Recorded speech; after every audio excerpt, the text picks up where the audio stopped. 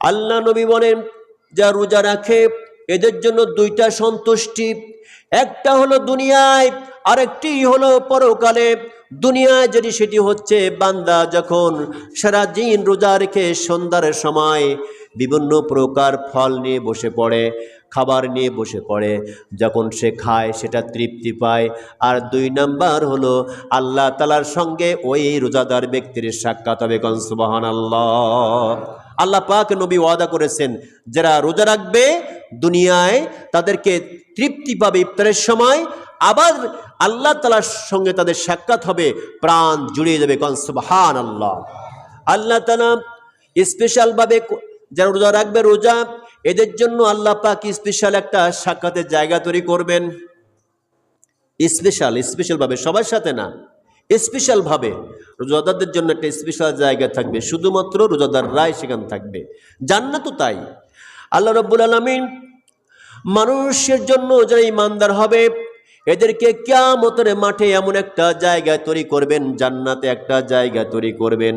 আল্লাহ রাব্বুল আলামিন শুধুমাত্র যারা রোজা রেখেছেন আপনারা, আপনাদের জন্য স্পেশালভাবে একটা সাক্ষাতের জায়গা বানাবে, যেখানে শুধু রোজাদাররাই থাকবে, আর কেউ থাকতে পারবে না, আর কোনো ব্যক্তি ঢোকার চেষ্টা করলেও পারবে না। স্পেশালের বেলায় শুধুমাত্র আপনাদের কথা বলেছেন আমার ভাইরা, এই জন্য খবরদার যেন রোজা আপনার কোনোভাবে ছুটে না যায়। রোজা ছুটে গেলেই সমস্যা। শুধু তাই না, আল্লাহ নবী বলেছেন, ওয়ালা খালুফু ফামিস সাইমি ইয়াতয়াবু ইনদাল্লাহি মির রিহিল মিস ওয়াসিয়ামু জুন্নাহ। আল্লাহ নবী বলেছেন, রমজান মাসে রোজা রাখার পর মানুষের জবান দিয়ে, মুখ দিয়ে একটা গন্ধ বাইর হয়। গন্ধ বাইর হয় না ভাই? রোজা রাখলে পরে দেখবেন দুপুর গড়িয়ে যখন বিকাল হয়ে যায়, প্রত্যেক রোজাদার ব্যক্তির মুখ দিয়ে একটা গন্ধ বাইর হয়। আমরা একজন একজনকে সহ্য করতে পারি না এমন মনে হয়।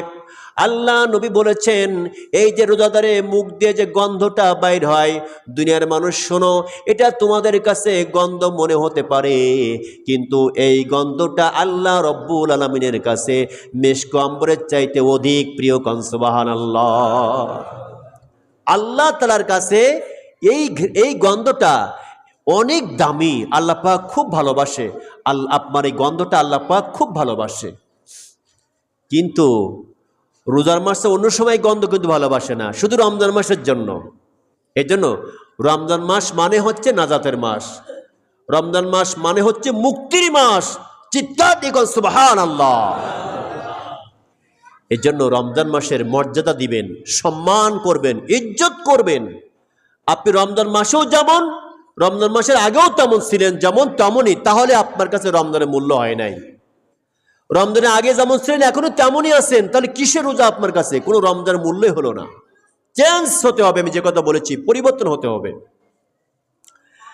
আমার ভাইরা, আল্লাহ নবী আরো বলছেন, ওয়া ইযা কানা ইয়াউমু সাওমি আহাদিকুম ফালা ইয়ারফাস ওয়ালা ইয়াসকাব ফাইন সাবাহু আহাদুন আও কাতালাহু ফালয়াকুল ইন্নী ইমরুউন সাইম। আমার ভাইরা, আল্লাহ নবী বলেছেন, রমজান মাসে যদি তোমাদের সঙ্গে কেউ গালিগালাজ করতে আসে, তোমাদের সঙ্গে যদি কেউ ঝগড়া করতে আসে, যদি কেউ গালিগালাজ করতে আসে, তাহলে তুমি বলবে, ভাই মেহেরবানি করে আমার কাছে ঝগড়া করতে আসবেন না, আমার কাছে গালিগালাজ নিয়ে আসবেন না।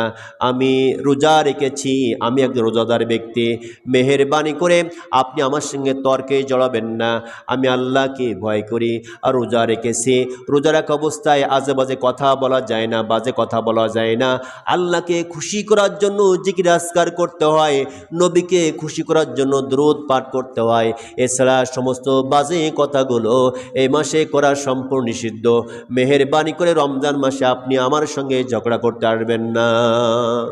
আপনি এটা বলবেন। যদি কেউ আপনার সাথে ঝগড়া করতে আসে, গ্যামজাম করতে আসে, আপনি বলবেন, ভাই মেহেরবানি করে আমি রোজা আছি, ভাই প্লিজ আপনি আমার কাছে আসেন না, দয়া করে ভাই আপনি চলে যান, রোজাকে সম্মান করুন, রোজাকে ইজ্জত করুন, চলে যান ভাই, এভাবে আসেন না। আপনি বলে দিবেন, আল্লাহ নবীজি বলছেন বলার জন্য, এটা আমার কথা না। এজন্য মেহেরবানি করে আমাদের কর্তব্য হবে, দায়িত্ব হবে সবসময়ের জন্য আল্লাহ নবীকে খুশি রাখার জন্য, আল্লাহ তাআলা যা বলেছেন সেগুলো পালন করার জন্য। এবার আসেন রমজান মাসে ইফতারের যে বিষয়টা কথা বলছিলাম, ইফতারি দেওয়া অনেক সওয়াব, কিন্তু যদি না থাকে, অনেকের নাই তো, ইফতার সবাই দিতে পারি না, অনেকে দেয়, প্রাণ ভরে ইফতার খাওয়ায়, আছে না? আমি গত জমায় বলেছিলাম রমজান মাস এমন একটি মাস, যদি কোনো ব্যক্তি কাউকে তৃপ্তি সহকারে খাওয়ায়, আল্লাহ রাব্বুল আলামিন কিয়ামতের মাঠে কঠিন মুসিবতের কালে আর সে আজিবের নিচে ছায়াদান করবে, এবং সেখানে চেয়ার টেবিলের ব্যবস্থা করে ওই যারা খাওয়াইছিল দুনিয়ায় তৃপ্তি সহকারে, ওদেরকে বসায় আল্লাহ পাক তৃপ্তি সহকারে খাওয়াবেন এবং হাউজে কাউসারের পানি পান করাবেন। সুবহানাল্লাহ। এই জন্য একটু কষ্ট হলেও মানুষকে খাওয়াবেন, প্রাণ ভরে খাওয়াবেন, বেছে বেছে রোজাদার ব্যক্তিদের খাওয়াবেন, যারা রোজা রাখে তাদের। জীবনে অনেক টাকা নষ্ট করেছেন, নষ্ট যাচ্ছে, একটু যদি পারেন 10 জন, 20 জন, 50 জন, 2 জন ব্যক্তিকে আপনি খাওয়ান, একজনকে খাওয়ান তৃপ্তি সহকারে, আল্লাহ জান্নাতের আশায়, আল্লাহ পাক কবুল করবে ইনশাআল্লাহ। এটা আমার কথা না, নবীজি বলেছেন। আমার ভাইরা, আল্লাহ নবীজি রমজান মাস আসলে পরে তার সমস্ত সাহাবীদেরকে নিয়ে বসে পড়তেন আর রোজার ফজিলত বর্ণনা করতেন, সেহরির ফজিলত বর্ণনা করতেন, ইফতারের ফজিলত সম্পর্কে বর্ণনা করতেন।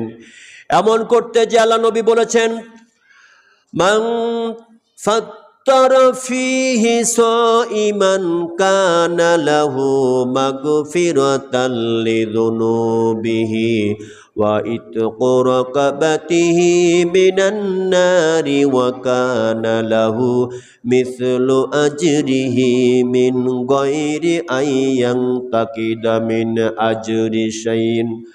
আল্লাহ নবীজি বলেন, রমজান মাসে যে ব্যক্তি কোনো ব্যক্তিকে ইফতার করাবে, যদি রমজান মাসে কেউ কাউকে ইফতার করায়, তাহলে পরে তার তামাম জীবনের গুনাহগুলো আল্লাহ পাক মাফ করে দেয়। সুবহানাল্লাহ। শুধু তাই না, যে ব্যক্তিকে ইফতার করালো, ওই ব্যক্তি সারাদিন রোজা রেখে যে সওয়াব অর্জন করলো, আল্লাহ নবী বলেছেন যে ব্যক্তি ইফতার করাইছেন, যার যার ইফতার করাইছেন, তারা সারাদিন রোজা রেখে যে সওয়াবগুলা পাইলো, সমস্ত সওয়াব, সম পরিমাণ সওয়াব যিনি ইফতার করাইছেন তার আমল নামায় অ্যাড হয়ে যাবে। সুবহানাল্লাহ আর সুবহানাল্লাহ। অর্থাৎ আপনি 5 জনকে ইফতার করাইছেন, ওই 5 জন ব্যক্তি রোজা রেখে যে সওয়াব পাইল, তত পরিমাণ সওয়াব আল্লাহ পাক আপনার আমলনামায় যোগ করবেন। সুবহানাল্লাহ। এই সুযোগ জীবনে আর পাবেন না, এই সময় আর জীবনে পাবেন না। দেখি তো কেউ কেউ আছে এমন, এখানে যারা বাড়িওয়ালা আছে, নিজের বাড়ির সমস্ত ভাড়াটিয়াদেরকে ইফতারি খাওয়ায়। আমার কাছে প্রমাণ। বলে, হুজুর আপনি যে বলেছেন আমি খুব খুশি হয়েছি, আসলে আমি আমার বাড়িতে প্রত্যেক ভাড়াটিয়ারে আমি ইফতার খাওয়াইছি, যারা আমার বাড়ির মেহমান, তাদের মাধ্যমে আমি চলি, তারা আমার বাসা আছে বলেই তো আমি ভালো আছি, না থাকলে তোমার বাসা খালি থাকতো, টাকা কই পাইতাম। এজন্য প্রত্যেক ভাড়াটিয়া হচ্ছে আমাদের অনেক প্রিয়। সমস্ত ব্যক্তি যারা আমাদের মাঝে থাকে আমাদের অত্যন্ত আপনের আপন। আর এই মসজিদ শুধুমাত্র আপনাদের নয়, এই মসজিদ শুধুমাত্র গ্রিন সিটি আলাদের মসজিদ না, এই মসজিদ হচ্ছে তামাম পৃথিবীর সমস্ত ব্যক্তির। সুবহানাল্লাহ। যদি এখন ইরাক থেকে একজন আসে, ইরাকের ব্যক্তি নামাজ পড়তে তার নামাজ হবে, সারা বিশ্ব থেকে যে আসবে তার জন্য এই মসজিদ। সুতরাং মসজিদ কোনো ব্যক্তি কেন্দ্রিক হয় না, মসজিদ সবার। আমার ভাইরা, তো আল্লাহ নবী বললেন যে এত সওয়াব, ইফতার করালে এত সওয়াব হবে, এত নেকি হবে। এমন করে যখন বলেছেন, আল্লাহ নবীর সাহাবীরা শুনে এবার প্রশ্ন করছেন। নবীরা সমস্ত আপনার সাহাবীরা বলছে, কি বলছে দেখেন, সাহাবীরা বলেন, কুল্লা ইয়া রাসূলাল্লাহি লাইসা কুল্লুনা নাজিদু মা নুফাত্তিরু বিহিস সাইম। আল্লাহ নবীর সাহাবীরা আল্লাহ নবীর বক্তব্য শুনে বললেন, ইয়া রাসূলুল্লাহ, রমজান মাসে ইফতার করলে পরে এত সওয়াব হবে, এত নেকি হবে। শুনেন ইয়া রাসূলুল্লাহ, কিন্তু আমরা যে গরিব, কুল্লুনা নাজিদু মা নুফাত্তির, আমরা কি ইফতার করাবো? আমাদের কাছে তো টাকা নাই, পয়সা নাই, আমরা গরিব মানুষ। আপনি ইফতারের কথা বলেছেন ইয়া রাসূলুল্লাহ, আমরা আপনার গরিব সাহাবী, আপনার সাথে থাকি, আপনার সাথে থাকি। আমাদের কোনো টাকা নাই, পয়সা নাই, সকালে খাই তা দুপুরে খাই না, এমন গরিব মানুষ আমরা। আপনি যখন আমাদের ডাক দেন জিহাদের ময়দানে চলে যাই, যখনই ডাক দেন মিছিলে তখন চলে যাই। রাসূলুল্লাহ আমাদের কাছে কোনো টাকা নাই, পয়সা নাই, তাহলে পরে এত নেকি আমরা কেমন করে অর্জন করব বুঝে তো আসে না। আমার ভাইরা, আল্লাহর পয়গম্বর তার সাহাবীদের জবাবে তোর বইবার তিনি বললেন, ফাকালা রাসূলুল্লাহ সাল্লাল্লাহু আলাইহি সাল্লাম ইউতিল্লাহু হাযা সাওয়াবা মান ফাত্তারা সাইমান আলা মাযকাতি লাবানিন আও তামরাতিন আও শারবাতিন মিম্মা। আল্লাহ নবী সুন্দর করে বলে দিলেন, সাহাবীরা টেনশন করো না, চিন্তা করো না, তোমাদের কোনো টেনশনের কারণ নাই। যদি তোমার টাকা পয়সা না থাকে, যদি তোমার অর্থ না থাকে, পয়সা না থাকে, যেহেতু তোমরা আল্লাহকে ভালোবাসো, আমি নবী আমাকে মহব্বত করো, আল্লাহর জমিনে আল্লাহর রাজ কায়েম হোক তোমরা চাও দুনিয়ার সংবিধানটা হোক কোরআন দিয়া। তোমরা যেহেতু আল্লাহকে মহব্বত করো, কোরআনকে মহব্বত করো, তোমাদেরকে বলি শোনো, যদি তোমাদের কাছে টাকা পয়সা না থাকে, প্রয়োজনে একটি খেজুর দিয়া, প্রয়োজনে একটা খেজুর হোক, একটি খেজুর দিয়া তুমি ইফতার দিও, অথবা এক গ্লাস দুধ, অথবা এক ঢোক পানি যদি দিয়ে তুমি ইফতার করাতে পারো, তারপরেও আল্লাহ রব্বুল আলামিন ওদের সম পরিমাণ সওয়াব তোমাকে দান করবে। কোন সুবহানাল্লাহ। টেনশনের কারণ নাই, আপনারা যা নসিবে জুটবে তাই দিবেন, কোনো টেনশন নাই। আপনি 10 জনকে দাওয়াত করেছেন, ভাই বেশি কিছু দিতে পারলাম না, দোস্ত তোরা এসেছিস, নে দোস্ত 2টা করে খেজুর খা, 2টা করে আঙ্গুর খা, এটা দিলেও আপনার আল্লাহ পাক সওয়াব দান করবে। কেন টাকা পয়সা জমাচ্ছেন, কেন? কোন লাভ নাই, মেহেরবানি করে খরচ করুন এই রমজান মাসে ইফতারের মধ্যে। মানুষকে খাওয়ান, মানুষকে তৃপ্তি সহকারে খাওয়ান। আল্লাহ পাক তৌফিক বলে আমিন। প্রাণ প্রিয় ভাইরা, যাক সামনে ওদিকে যাবো না, এদিকে আসি চলি। তাহলে আমরা বুঝলাম ইফতার করলে অনেক সওয়াব। আর এই খাওয়ার বিষয়টা একটা বলি, এটা নবীজি কি বলছেন? আল্লাহ নবী বলেন, ওয়ামান আশবা'a সাইমান সাকাহুল্লাহু মিন হাউজি শারবাতাল লা ইয়াদমাউ হাত্তা ইয়াদখুলাল জান্নাহ।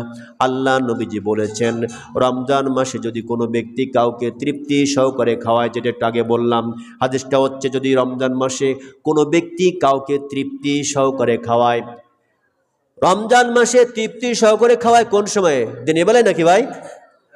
দিনের বেলায় কিন্তু না, আবার এমনটি ভেবেন না যে দিনের বেলায় মানে খাওয়াবে না ভাই। রমজান মাসে যদি কোনো ব্যক্তি দিনের বেলায় না, আপনি রাতের বেলায় খাওয়াবেন, ইফতারের পর হোক অথবা মাগরিবের পরে হোক বা ঈশা নামাজের পরে হোক।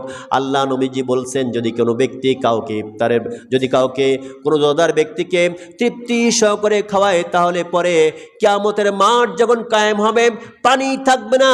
1 গ্লাস পানির জন্য তার জীবনের সব নেকি একজনকে দিতে চাবে, ভাই আমার নেকি সব নিন, 1 গ্লাস পানি আমাকে দেন, তাও দেবে না। যে সময়, ওই সময় আল্লাহ রব্বুল আলামিন হাউজে কাউসারের পানি নবীর মাধ্যমে তাকে পান করাবে, আর জান্নাতে যাওয়ার আগ পর্যন্ত তার আর পানি পিপাসা হবে না। কোন সুবহানাল্লাহ।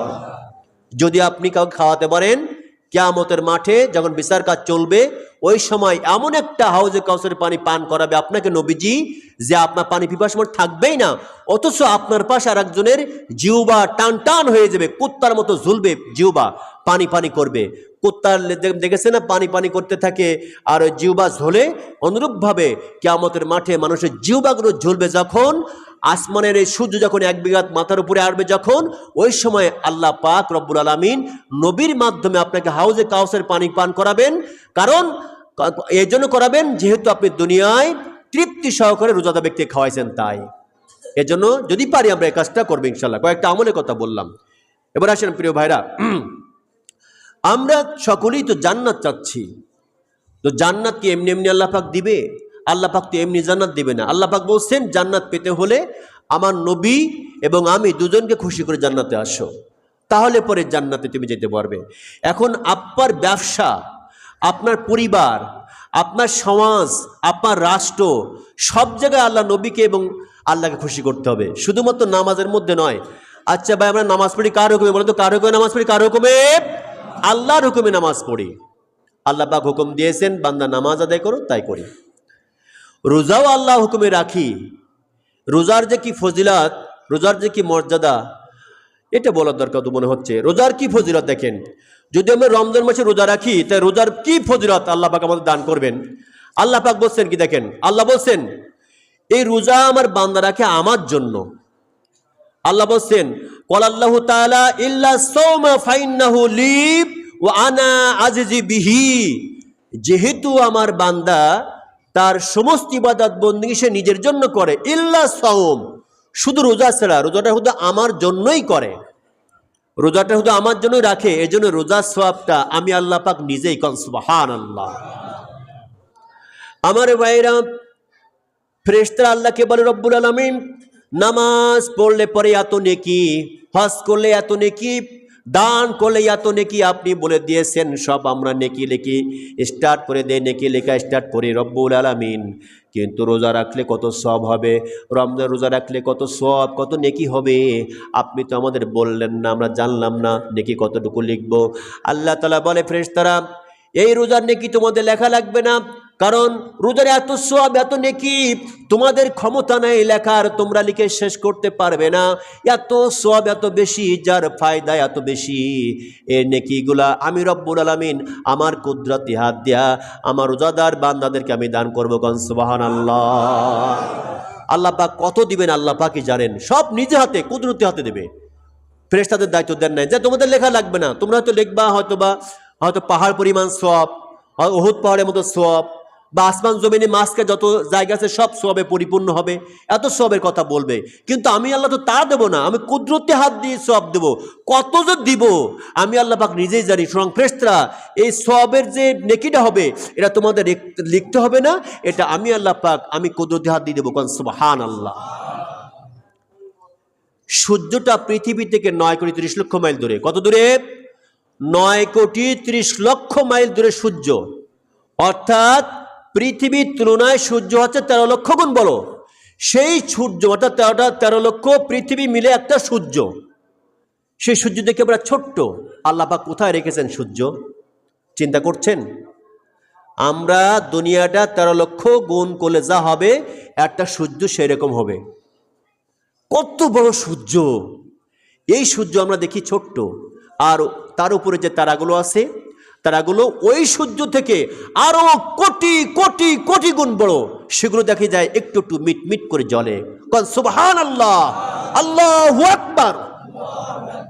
আল্লাহ রাব্বুল আলামিন কত কি সৃষ্টি করেছেন। সুতরাং জান্নাত যে আল্লাহ পাক আপনাকে দিবেন, অনেকে মনে করে যে শুনেছি যার আদনা ঈমান তার নাকি আল্লাহ পাক দুনিয়া ছাড়া 10 গুণ বড় একটা জান্নাত দিবে।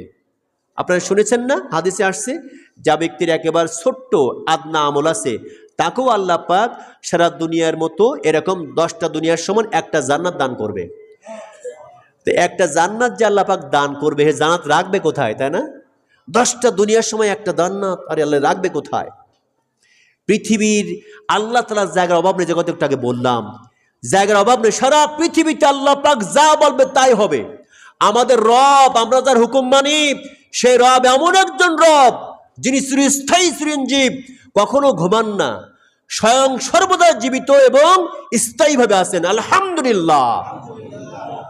আল্লাহ পাক বলছেন আল্লাহু লা ইলাহা ইল্লা হুয়াল হাইয়ুল কাইয়্যুম, আমি সেই রব যার কখনো কোনো প্রকার আমি মরা না, জীবিত স্থায়ীভাবে আছি। সুতরাং বান্দা তোমরা আমারই গোলামি করো, আমার হুকুম মানো। তোমার দেশ, তোমার সমাজ, তোমার মসজিদ, তোমার মাদ্রাসা, তোমার বাসা, তোমার বাড়িসুদ্ধা সব জায়গায় আমারই হুকুম তোমরা চালু করো। যুবকেরা, তোমরা ভুলে গেছো ইসলামের ইতিহাস। যখন একটা জাতিকে ধ্বংস করার পায়তারা করে কোনো সরকার, সেই সরকার করে কি জানেন? ইসলামী সমস্ত মূল্যবোধকে সব মুছে দিয়ে শয়তানি হিন্দুত্ববাদী ইতিহাসগুলো সব বইতে যোগ করে দেয়।